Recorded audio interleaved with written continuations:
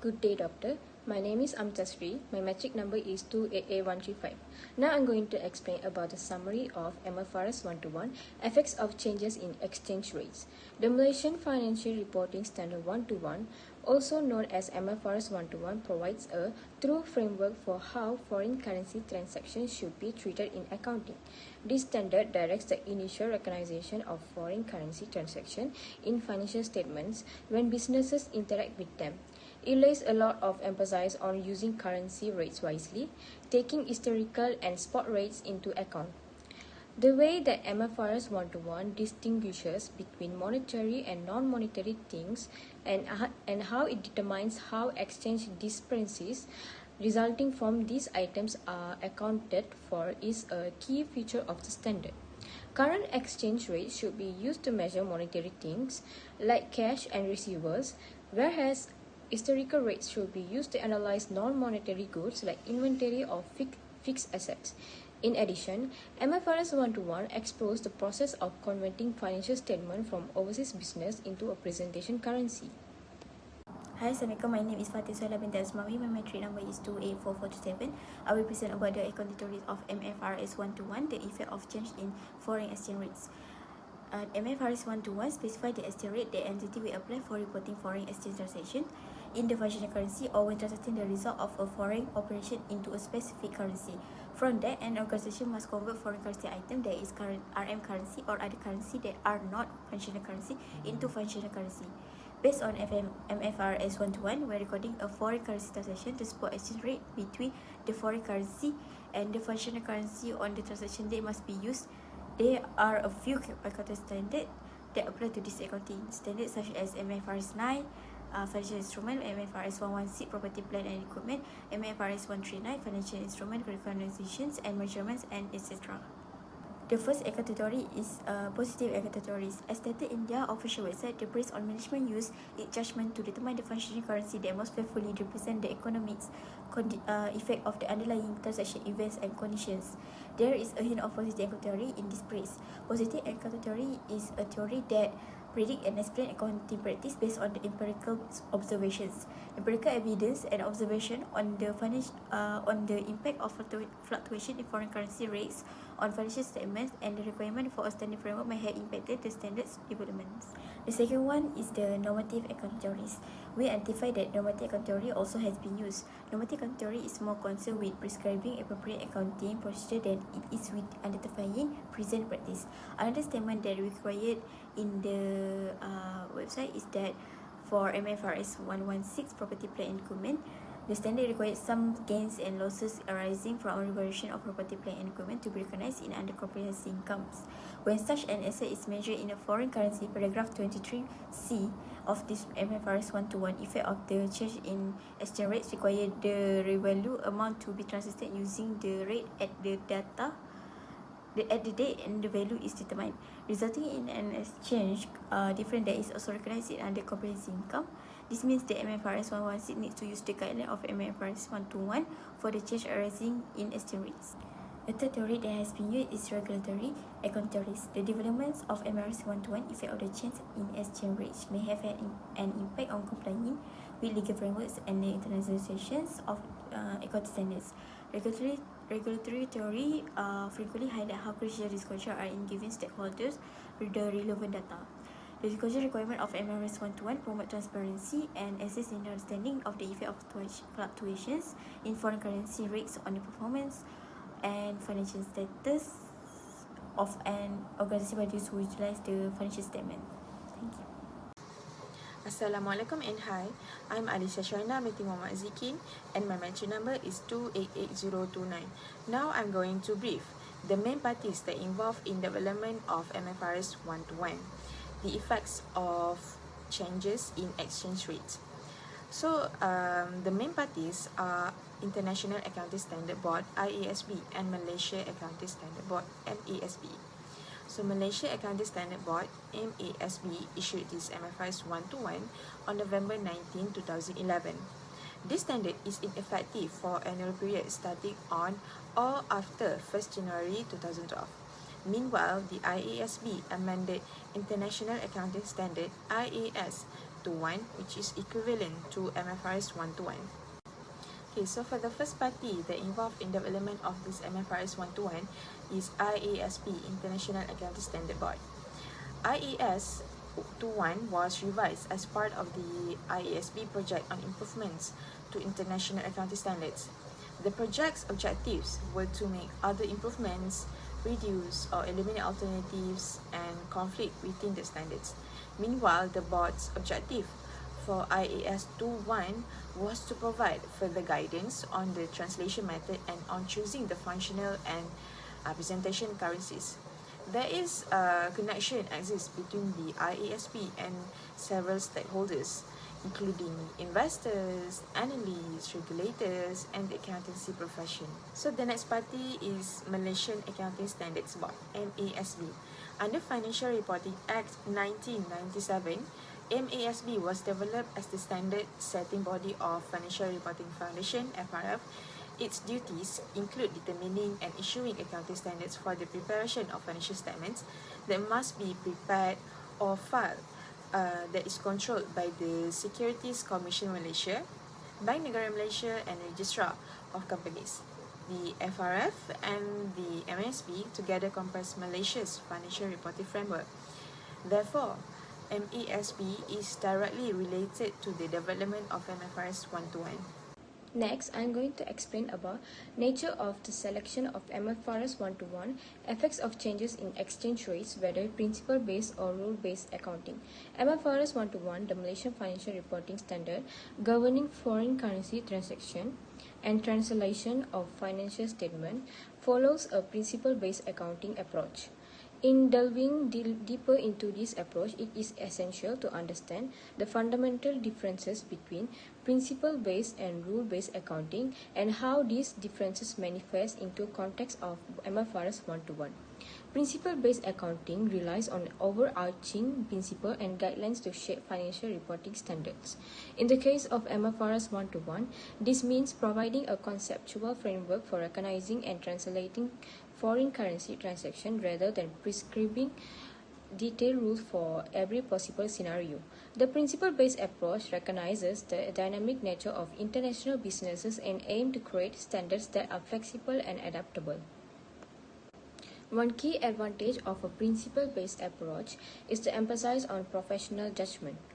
Companies are encouraged to apply their expertise and exercise discretion in interpreting and applying the principle outlined in MFRS 1 to 1. This allows for a more nuanced and context-specific approach to accounting, ensuring that financial reporting accurately reflects the economic substance of diverse foreign currency transactions. The principle-based nature of MFRS 1 to 1 is evident in treatment of exchange rates.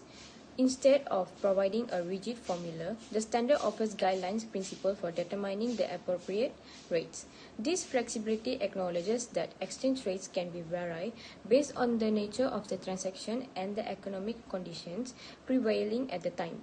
Furthermore, MFRS 1 to 1 differentiates between monetary and non-monetary items, providing the principle for the treatment of exchange differences arising from these items. Monetary items like cash or receivable are measured at current exchange rates, while non-monetary items such as inventory or fixed asset are measured at historical rates.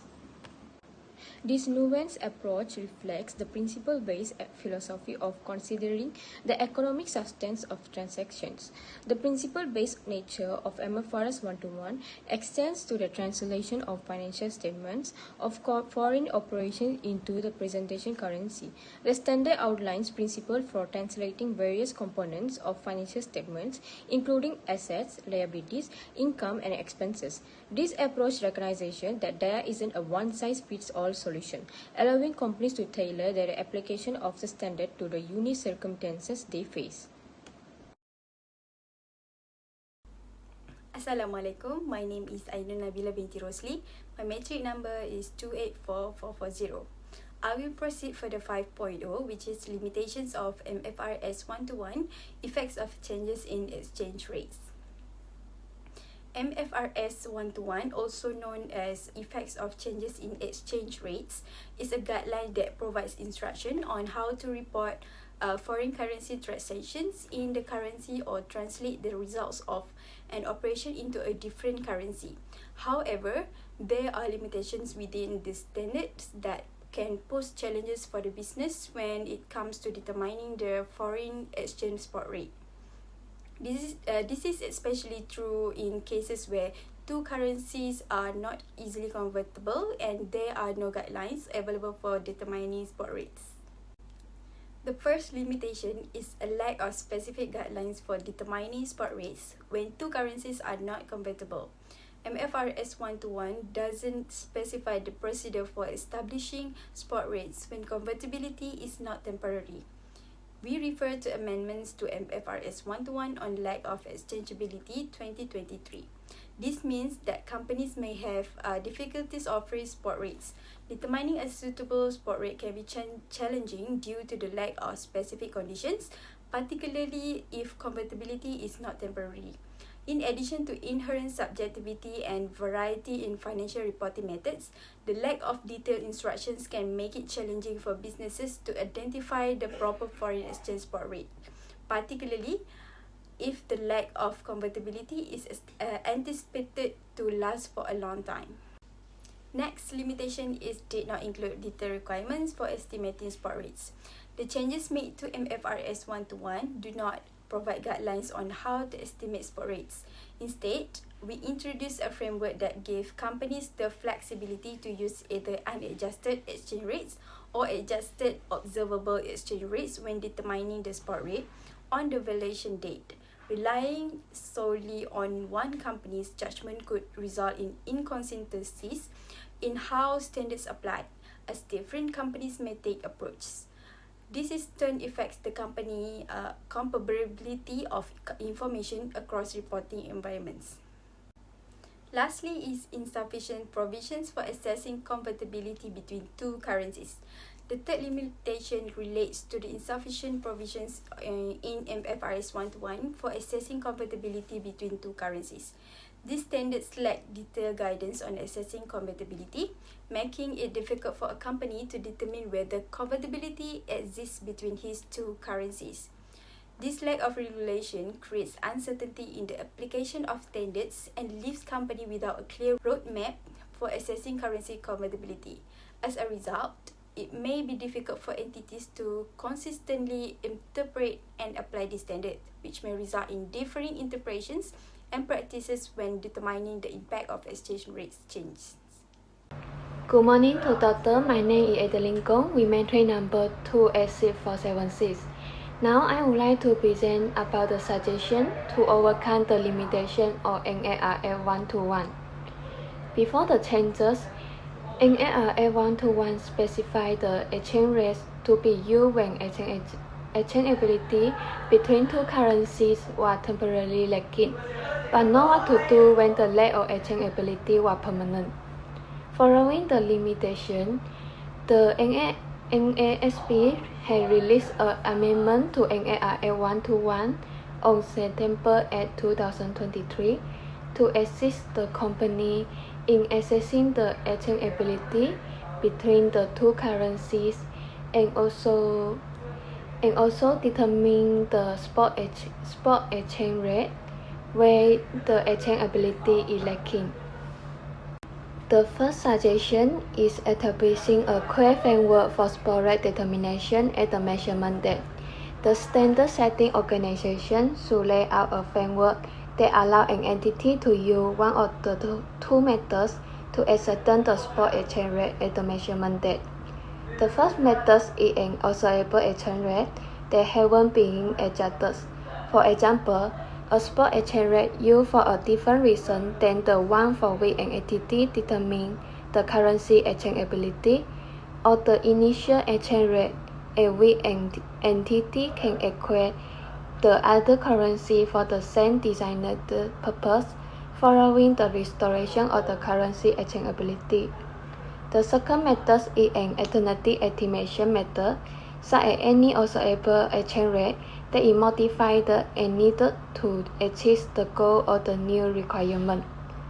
Next is the second suggestion is setting out the detailed guidelines for assessing the exchangeability between two currencies. The regulatory body and standard setting organization could collaborate to provide the clearer guidelines on how to determine the convertibility between two currencies. This might involve creating a guideline for analysis of various factors, including the exchange time frame, the target of the currency acquisition, market and exchange mechanisms, and the availability or restricted quantity of the target currency. For instance, analyzing the time frame is essential for understanding the dynamic of the currency exchange and making the well-informed decision. The different time frame will provide a unique perspective on market behavior, allowing the trader and investor to tailor their approach based on their goal, risk tolerance, and preferred trading style. The last suggestion is applying a consistent approach when a currency cannot be exchanged into another currency. MFRS 121 amendment answer to stakeholder feedback and concerns about variety in practice in accounting for currency exchangeability. In order to comply with the amendment, entities must use a uniform methodology for evaluating whether one currency can be exchanged for another.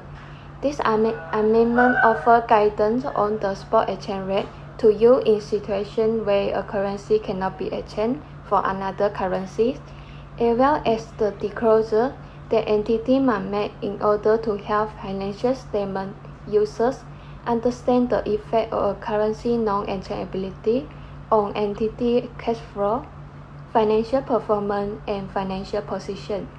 This could involve the industry collaboration to establish the best practice that companies can follow to ensure the consistency in their currency exchangeability practice. That's all for me. Thank you. So this is our letter to MASB about recommendations to enhance MFRS 121, the effects of changes in foreign exchange rates.